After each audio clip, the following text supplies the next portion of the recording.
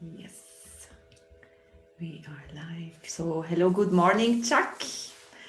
Good morning, Betty. Thank you again for being with us with your tight schedule. My pleasure. And as we talked right now, next week, again, you are going into an apprenticeship, the restoration of creativity. Yes.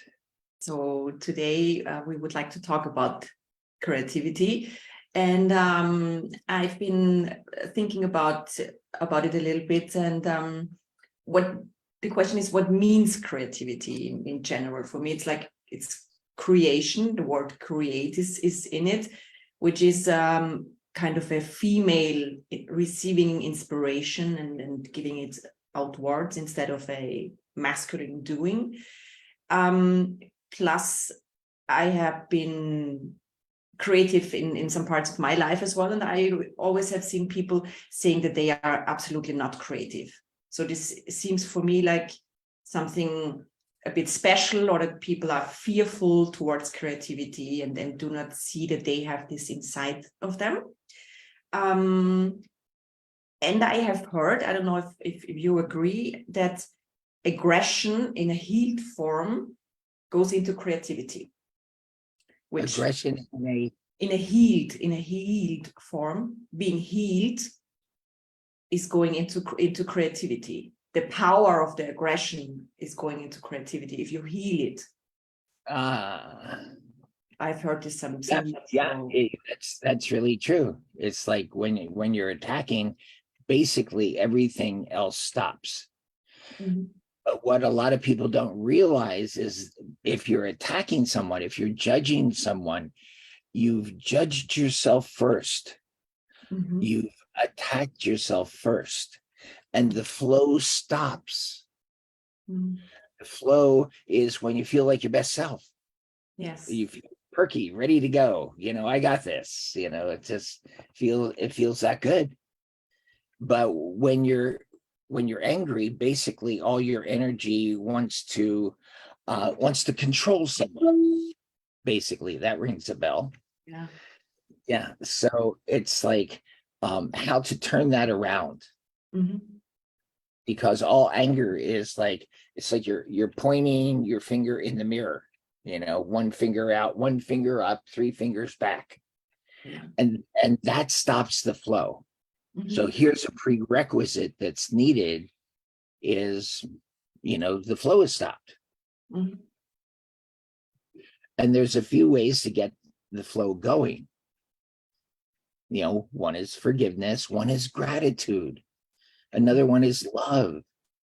Like if you're having a bad day and you start writing down what you feel grateful for, what you feel thankful for, all of a sudden, after a while, that kind of blockade of your energy just begins to move, because you put things in perspective. Mm-hmm. You've really seen, how good things can be. So anyhow, that's prerequisites. So one of the things necessary for creativity. What is creativity? Okay, let's get back to your original question. It's finding the creator in you. Mm-hmm. My doctoral dissertation was on creativity. My doctoral dissertation in counseling psychology was on poetry. That's Because why you wrote so many books. yeah, maybe. My editor just challenged me to write a bestseller, to come out of the shadows and write, a bestseller. So she said, "You got to tell your life story." I was going, "Oh no." Anyhow, it's basically being resourceful. Mm-hmm. Now, it's returning to the source. Mm-hmm. Because the creator created you as creative. Oh, yeah. When I was initiated as a kahuna by my kahuna, which is a really rare thing for a white person who is not Hawaiian background. Of course, I had many lifetimes that I remembered as Hawaiian, but there's a symbol, and basically Huna means the secret, but this is a new time. This is a turning point for human history. And it's basically revealing the secrets to empower everyone, because the ways to move forward are available to us. But part of the ceremony was that she had cooked some fish, which was a fish that also meant, another name for it. It's like, was parrotfish, this kind of, I had lots of different names, but one of it meant the source. Wow. And it was to always return to the source. And that's where creation is. That's where our power is. In A Course in Miracles, it says all power comes from God. So it also says your weakness is heaven's strength, and your strength is heaven's weakness. Until you realize that you can be unlimited. And the whole purpose of our life is to move through all the limits to get to higher places of consciousness, and even to break through consciousness into awareness, oneness. Consciousness says that I'm a subject and you're an object, and so we have this relationship, and you're a subject and I'm your object. But when you get to awareness, which is oneness, it's like basically there's just us. There's just us and God and light and love and everybody. Now that's the most powerful place, because when you're there, you're in a place of miracles. So that's the highest level. But let's get back to everyday creativity. It's like when you're blocked in creativity, like you have defenses. You can have as much creativity. There's an ancient saying I made up about 15 years ago. I love making up ancient sayings. And the ancient saying was, you can have anything you want if you're willing to give up your independence. And see, your independence isn't freedom, and it's not liberty. It's dissociated. And we do that in the face of experiences of pain. Now, as we built our identity, as we built our ego, who we think we are, basically we put bricks in the wall. Every belief we have is a brick in the wall separating like me from you. In reality, if we had a transcendent experience, we would realize that we are each other, and that then the gateway to oneness opens. And that's pretty spectacular. But most people are scared, they're scared everything would come out of them if they, if they did that, if we went, oh my God, I am you, you are me. But when you see, one of the things I've been doing since the 70s is researching the steps we go through psychologically and spiritually, and in relationships and in families, and basically it's I call it steps to oneness, or return to oneness. And it's how to get out of present problems to graduate and go to your new set of problems. Because imagine that if you had been stuck in grade school, you weren't allowed to go to high school. How bored would you be? Right, extremely. Right. So when we break through this set of problems, guess what? More is coming. Don't be blindsided. Get your boat facing the wave. So the waves never stop, as we say in Hawaii. So you might as well learn to surf. Yes. The surfers also say, if it swells, ride it. So just those surf Hawaiian sayings. So it's how to find this part that it's your creativity is already inside you, but you're defended against it. Yesterday, I was working with a bunch of people, and they had really defended against sex. Mhm. So they weren't in their bodies. Most people aren't even in their bodies. You know, the average person is in their body somewhere between 15 to 20%. And it's like trying Mhm. to drive your car, you know, but you're on top of the sunroof and you're driving it through the little opening there. And most people are that cut off from their lives. You know, like if I ask you, how many steps are you back from your life? Oh, 300.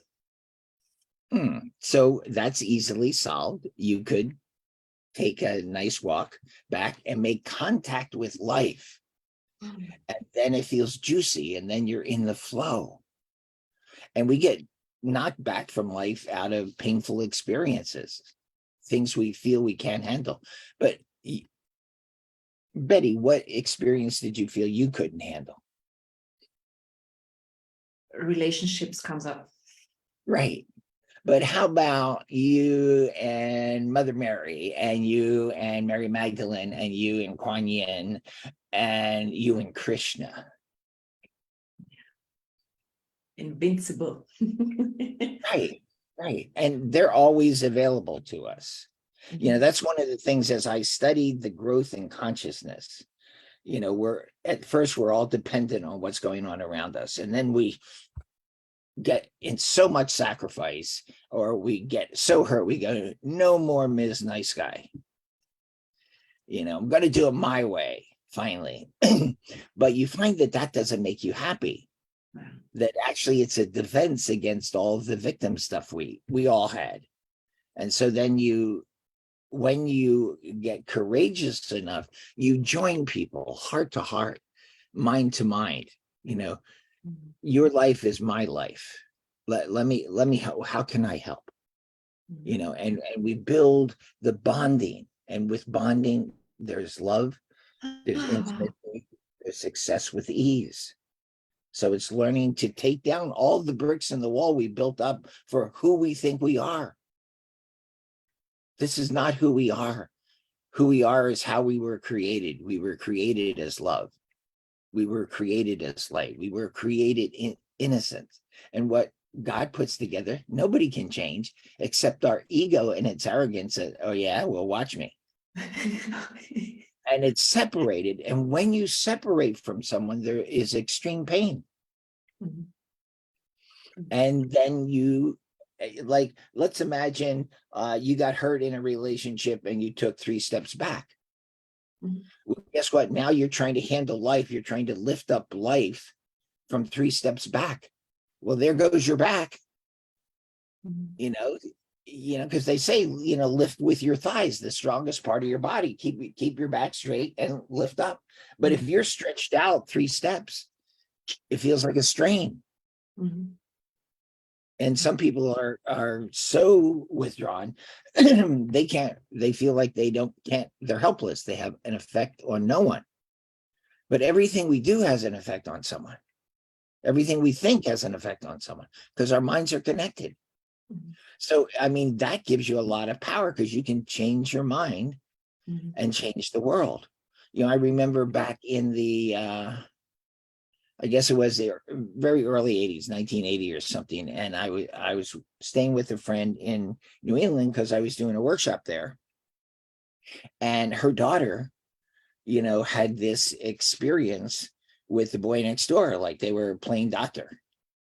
And of course, the boy's parents got really upset. When then the girl's parents, she asked me to help, and so I worked through her mind because all of our minds are connected, and especially with your kids or your parents or anybody, it's like so you could get in there, and basically there was just she felt pretty innocent. I mean, my old saying is I loved playing doctor so much when I was a kid, I became one when I got older. So and and to just shift things around so everybody was at peace, and it was no big thing. I had a psychiatrist friend that I was working under when I worked at the Naval Rehab Center, and he was telling me that he had come upon his 2 daughters and they were playing doctor. Well, he was a doctor, he was a psychiatrist, and And I said, well, what did you do? He said, nothing. I just ignored it. It was like, no big thing. I mean, it's a natural thing for kids to be curious. Mhm. So it's like, how come these things have so much energy? That kind of thing. How come these things feel good? So anyhow, how to see, okay, let's make it hot, Betty. Oh.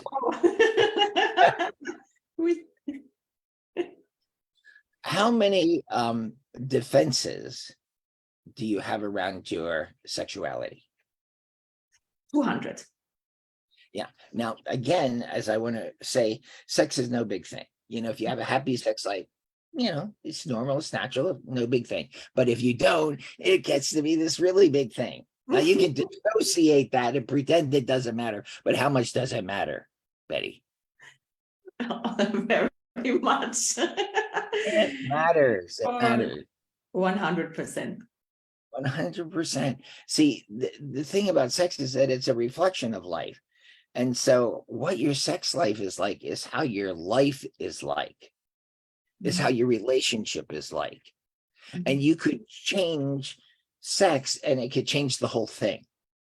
Oh, yeah. I was working with someone yesterday who had a catastrophic illness, and her husband was a bad monkey. He was a wild monkey, and he was a good guy, but he was a monkey, and I go, you're punishing him by withdrawing sex from him. It's the very opposite of what would help him. I said, and this is all metaphoric, but the only way you're going to straighten out a bad monkey is your straightener. So how you've been going about it is completely opposite of how to motivate him. And it doesn't take rocket science to figure out how to motivate a man, right? But it's like how to, just have him love you and want to be with you, because he does love you, but you guys are in a fight. And that's part of the illness. You won't have any illness that isn't have fight element in it, and it's usually withdrawal. So it's like there's ways to heal that, to create bonding.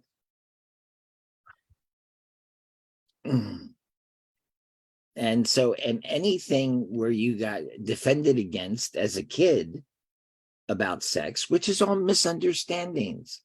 It's negative beliefs. They're all misunderstandings. And you get through all the negative beliefs until you feel empowered. And then you go for the next, where am I limited again? So, Betty, how does it feel to know that you're limiting yourself in sex? I hate it. So you built defenses up, and it stops your creativity. Yeah, the flow. Right.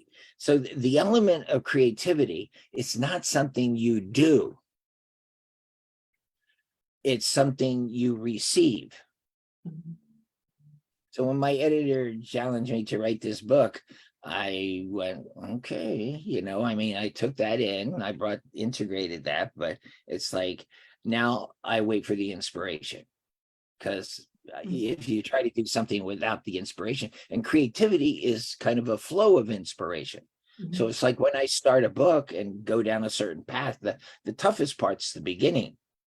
And then bits and pieces and information and my experience, it all starts to flow into a book. So the first thing is receiving. That's your feminine side. And most people think that, life stops at independence, getting my way. Well, what's better than your way? How about our way? Yeah. How about the true way? Yeah. How about heaven's way? Because heaven wants you to be happy more than you want you to be happy. Sex is no big thing, but it's a fun thing, and it's a thing that could bring love and intimacy and refreshment and play and things like this. But so many people, from shame and guilt and revenge and all kinds of things. How many heartbreaks included sex in your life, Betty? 20. Do you realize that wherever you have a heartbreak, you also have revenge?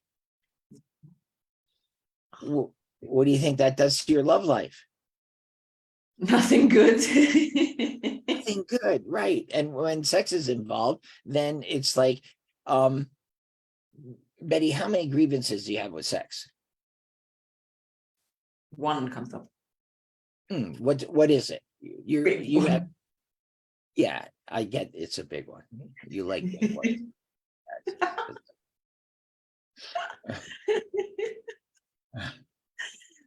Oh, which one? My dad comes up. So what's your grievance with your dad? So this is even before you started your sex life.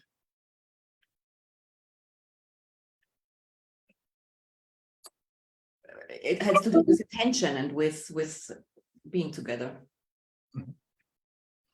So being seen or something like that. so you like being seen. Ta-da!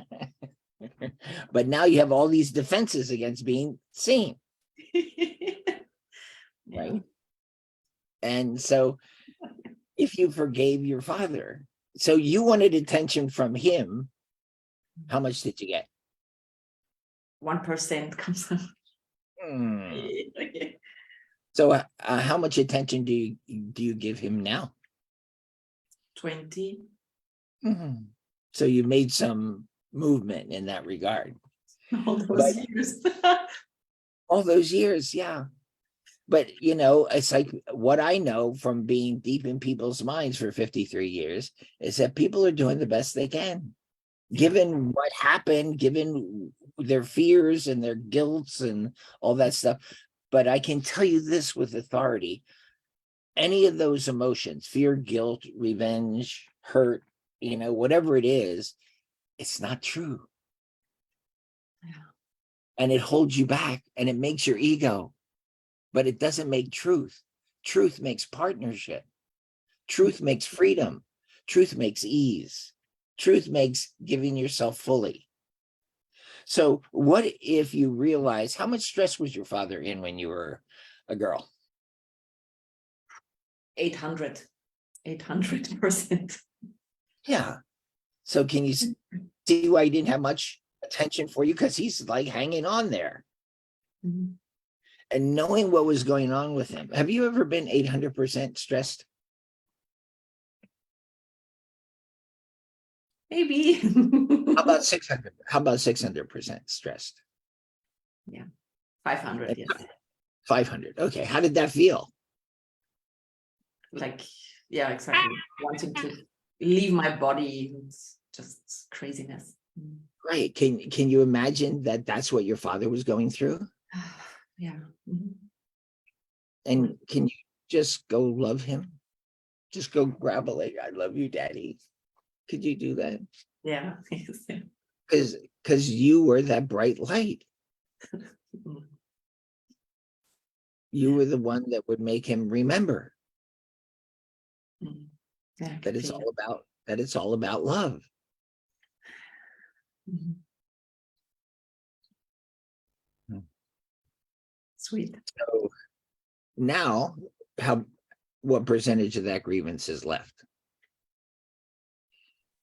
0.5.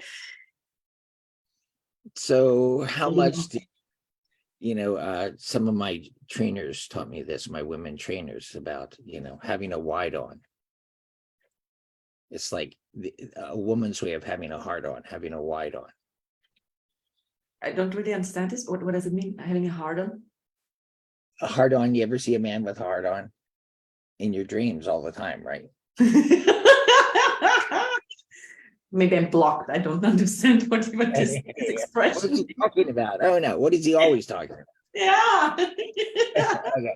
So what do you think a wide on means? You mean opening up? Yeah, for a woman. Yeah, why not? So how much did that give you a wide on? 80%. All right.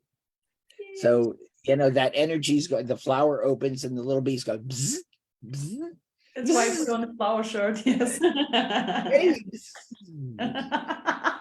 And then you kind of, rope in the one bee that you want. That's sweet. Bee leave, right? But this was an illusion. And now notice your compassion has opened towards your papa. Yeah, totally. Yeah. It's like there's a kid books, one of my favorite books that we read to our kids when they were small and young, and was The Velveteen Rabbit. And there's one toy that has been just very disheveled, and the new toy that comes in is the Velveteen Rabbit, and he's talking to the little horse who used to be the favorite toy and is now kind of, the stuffing's coming out and the stitches are out, and he said, how did you get to look like this? He goes, I was well loved. And then he says, you can only be ugly to someone who doesn't understand. Wow. So, Betty, how much compassion do you have towards yourself? 80 right now. Imagine it were 90. How would you like? Overflow. Juicy and overflow. So, how much compassion do you feel that I have for you? 100. So, would you receive my 100 compassion? I just want the best for you. I want you to be happy. I want you to succeed. I want you to have true love. I want you to just be so creative with all your gifts. Can you receive that?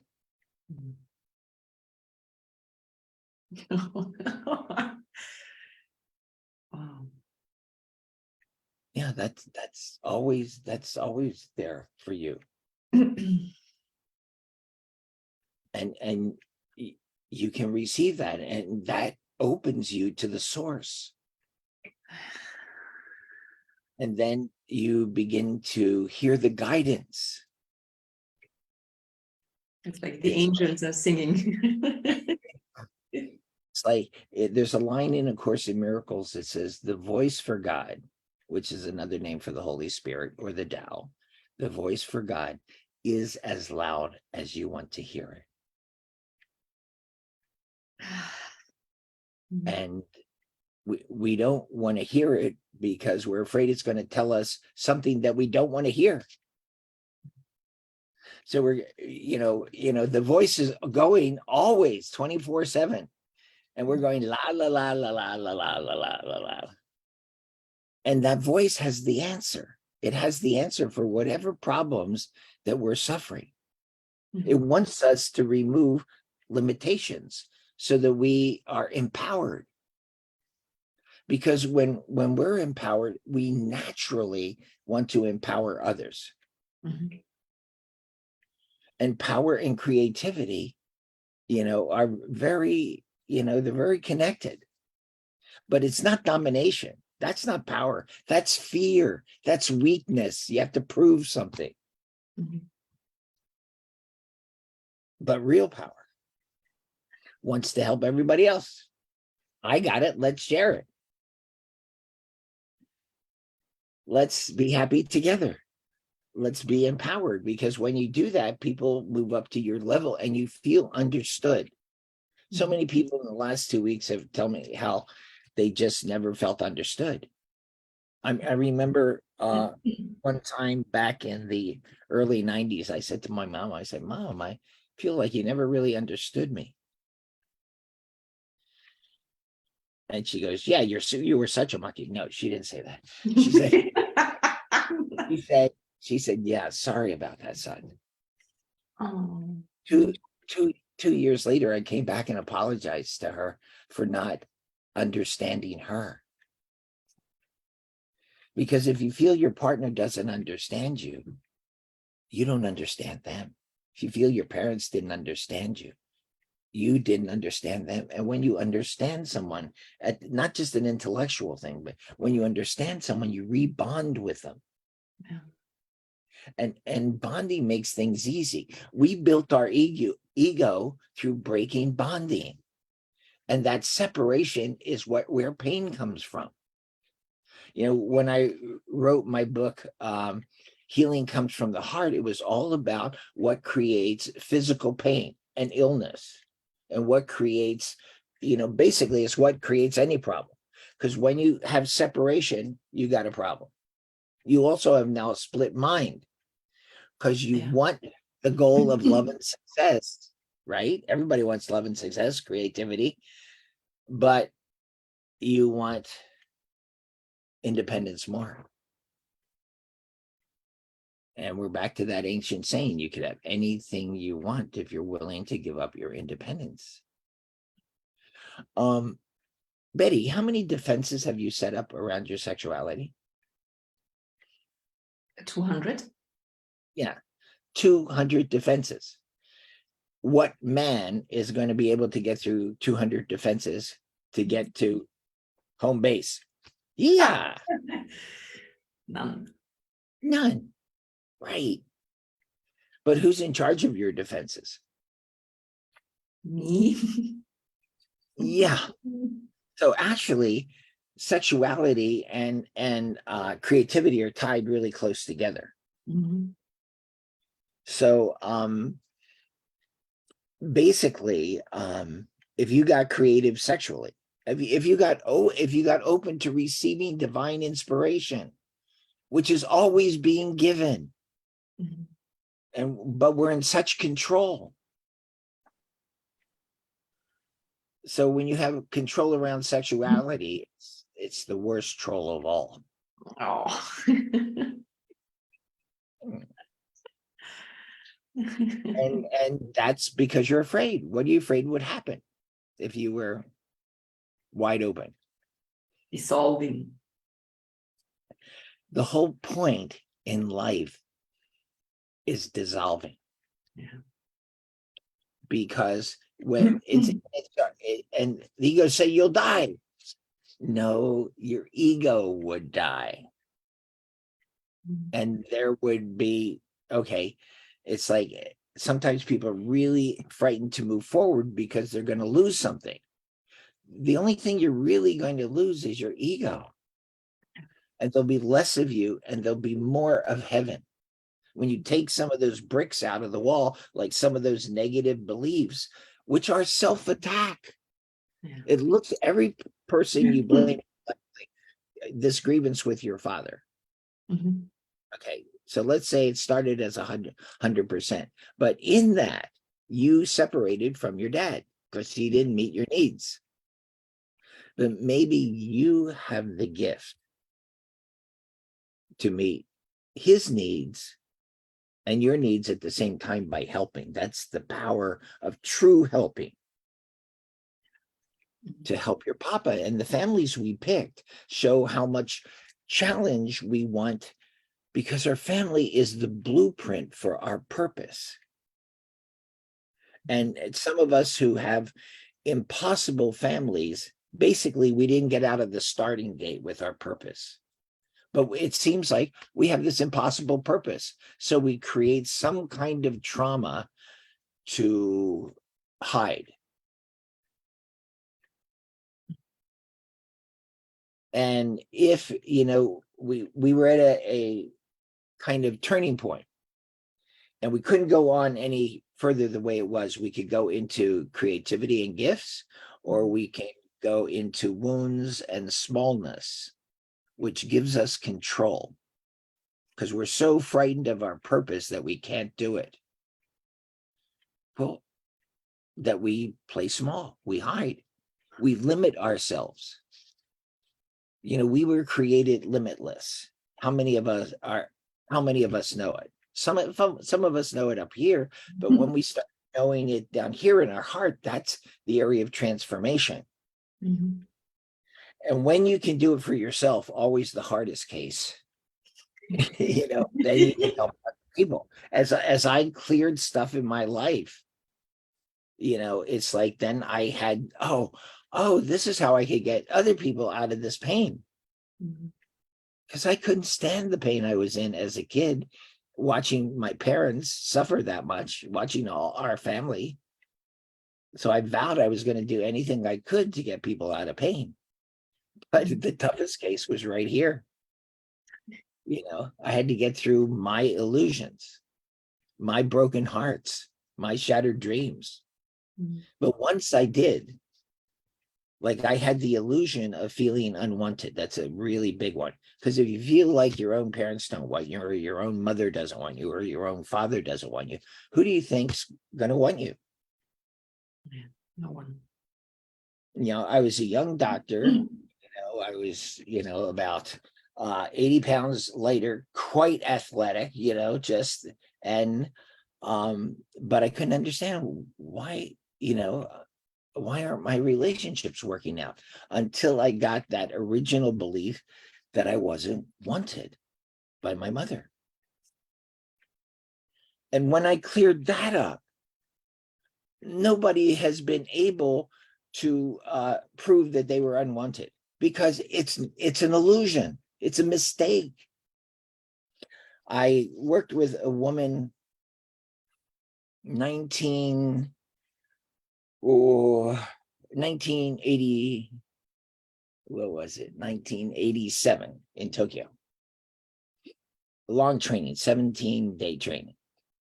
And the 16th night. Now, as you get further in a training like that, the really big, juicy stuff comes up. And she said, my mother never loved me. She never wanted me. She hated me. We would have such fights that, you could hear it all the way across the village. So when my mother and I would fight, the village priest would come running from across the village to stop us. Yeah.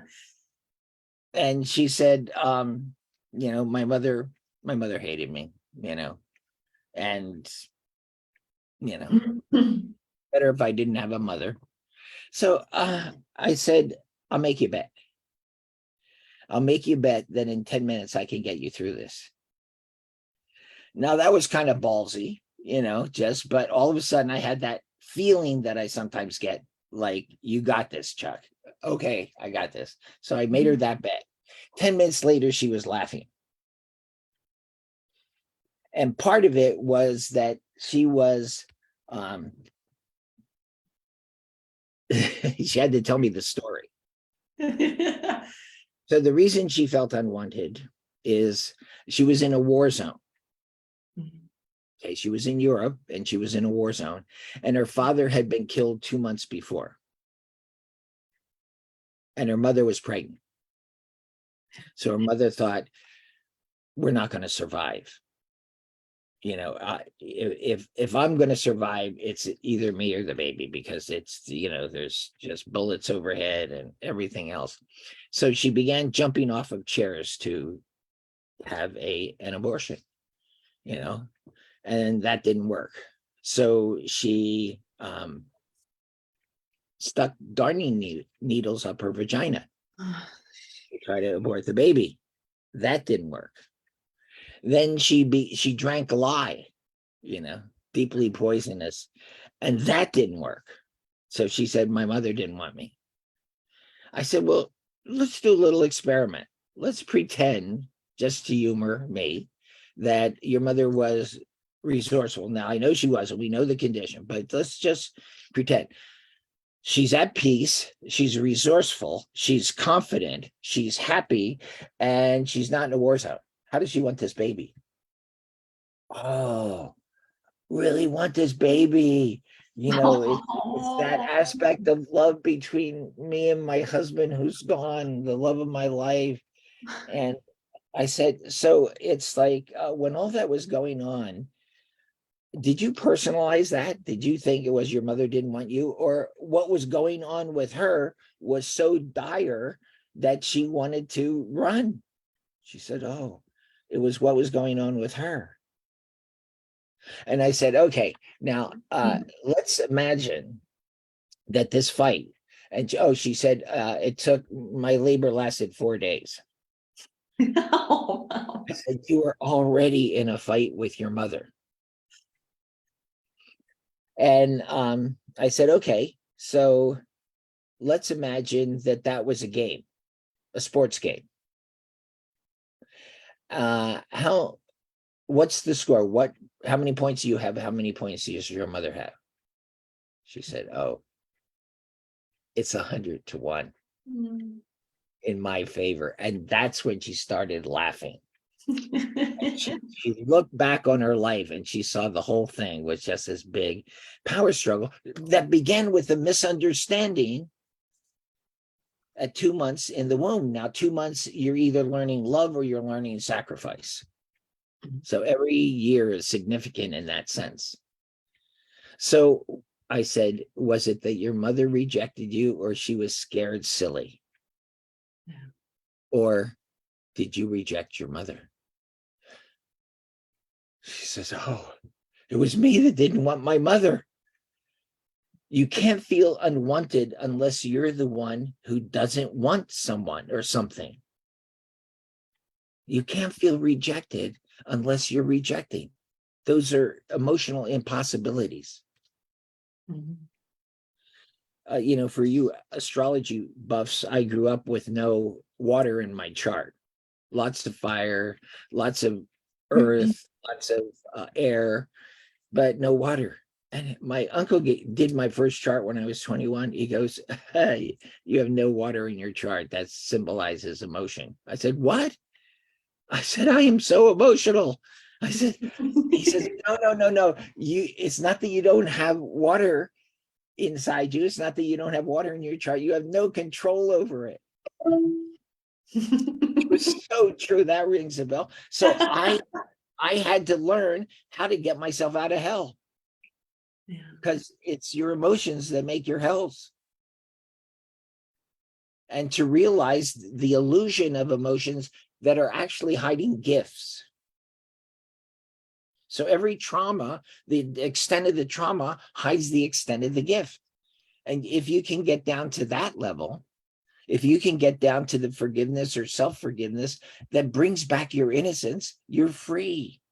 In 1982 and 83, when I lived in Southern California, before my wife lured me to Hawaii, she said, it was an easy lure.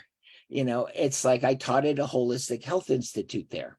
And I taught 2 courses, the psychodynamics of catastrophic illness. And I also taught healing relationships. Because if you heal your relationships, at the heart of every problem you have is a relationship problem, like that with your papa. And so it's like I taught them, if you build relationships, you build health. You can bring in the miracles from the love that, clear the illusions, and it's all there. Or, that adds to the problem. Yeah. The old saying, happy wife, happy life. Yeah. Unhappy wife, dead husband. Oh. Okay, I added that last part. So it's like to really see, and I taught those courses as a workshop. So as I was teaching about the ideas, I was also working with people. Like one of the dynamics of catastrophic illness is guilt.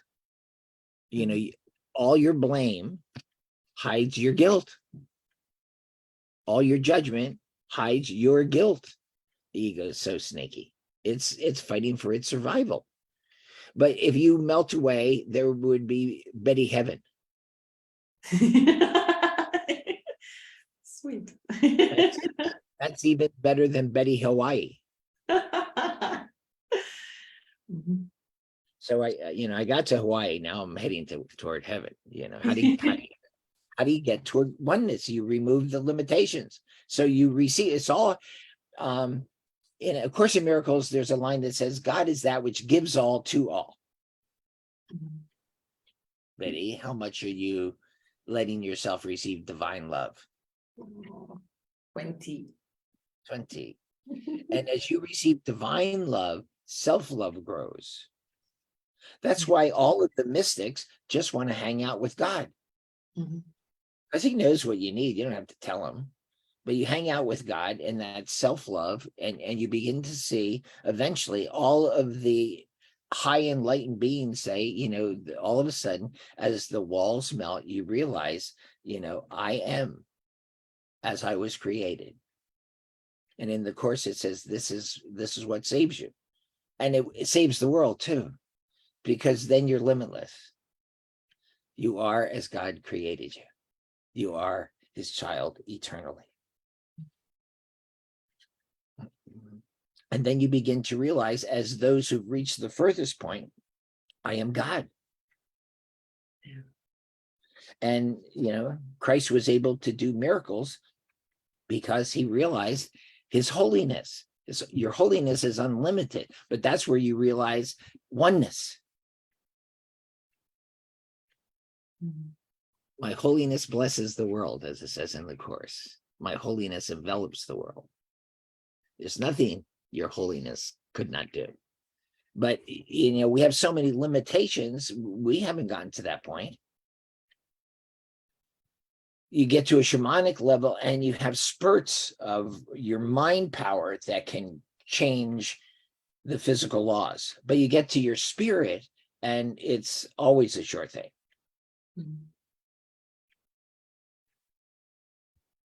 Thank you, Chuck. Wow.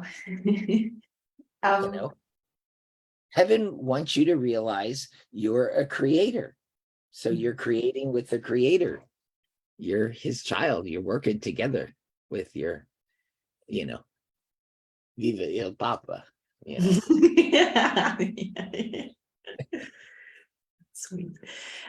If you have time, I wanted to ask you what you were teaching in the apprenticeships, actually with one female trainer, is the 3 or the 12 steps through a problem with art and with creativity. The painting, like focusing a problem and then you paint, and then the second painting, third painting, and you mentioned it with kind of 12 steps as well. Maybe as an exercise you could. My mind isn't there right now, but let me tell you a quick story. Okay, I had a woman back in the 80s, 1984, 85, and she came to see me, and she had AIDS, and she was really sick. And she had a bunch of other problems. Her husband, who had gone out, had a gay relationship and brought that back to her. So she had a lot of anger. And so basically in like 9 months, she no longer had AIDS. She was still HIV positive, but she no longer had AIDS.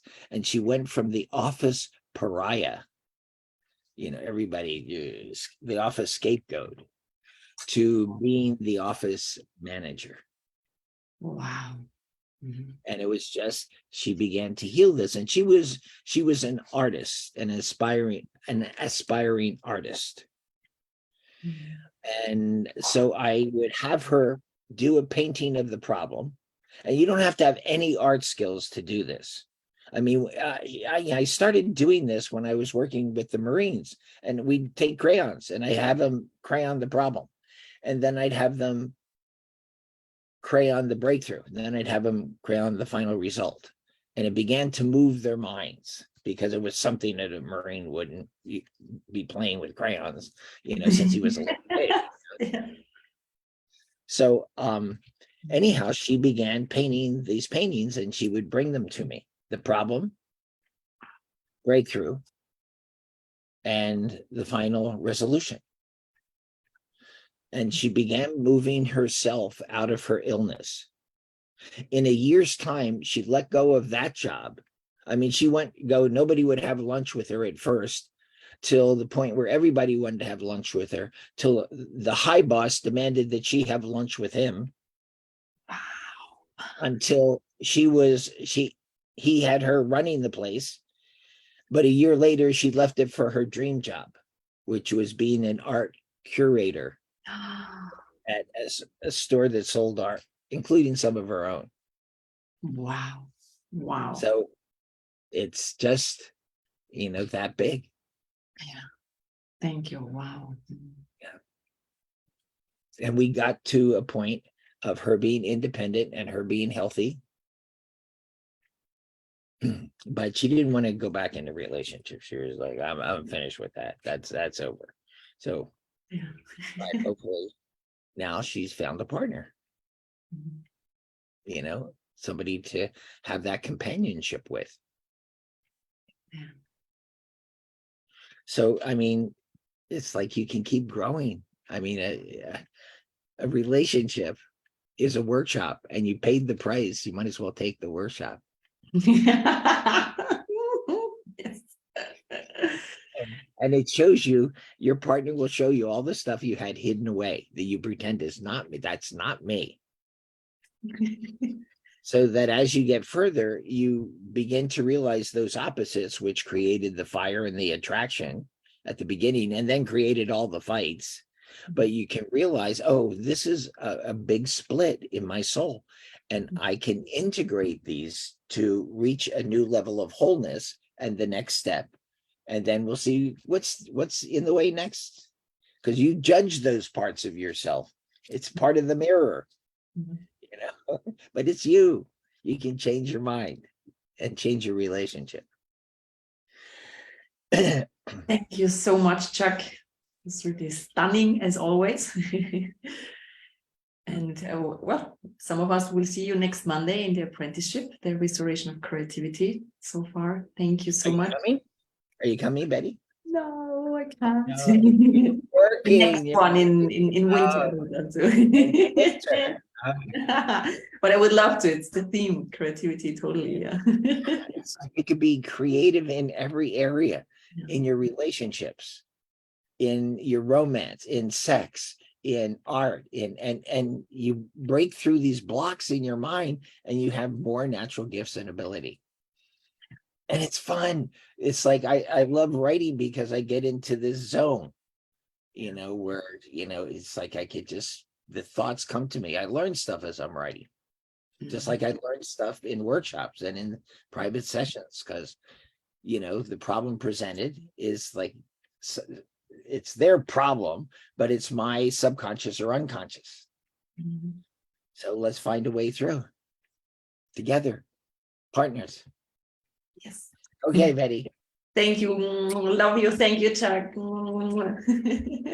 Hugs to all of you out there, and you, Betty. It's always creative when we get together. Yeah. I love it. Thank you.